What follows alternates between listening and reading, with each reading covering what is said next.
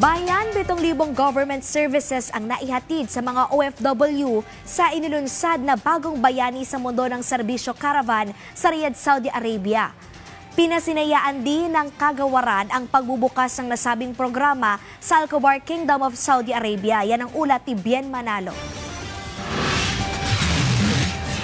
Umarangkada na ang bagong bayani ng mundo OFW Serbisyo Caravan ng Department of Migrant Workers at Overseas Workers Welfare Administration sa Al-Khobar Kingdom of Saudi Arabia. Katuwang ng DMW dito ang 11 ahensya ng gobyerno, alok ang iba't ibang serbisyo sa mga OFW. Kabilang na ang contract verification, OWA e-card issuance, SSS at National ID Services.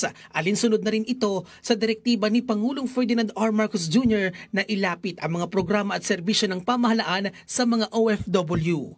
So mabilis lang po yung pila, mabilis po yung proseso, almost 20 minutes lang po siguro. Nakuha ko po agad yung e-card ko. So marami po salamat sa serbisyo publiko ng ating gobyerno na OWA, SSS, Pag-ibig, lahat po ng by government. Bali pong napaka-importante po ng ginawa nito ng serbisyo caravan ng ating gobyerno kasi po nandito na po lahat. So all-in-one na po siya, talagang aanuhan niyo po siya at mabilis naman po yung serbisyo. Dumagsari ng mga OFW sa bagong bayani ng mundo serbisyo caravan sa Riyadh. Aabot sa 7,000 government services ang naihatid sa mahigit 3,000 OFW sa naturang caravan.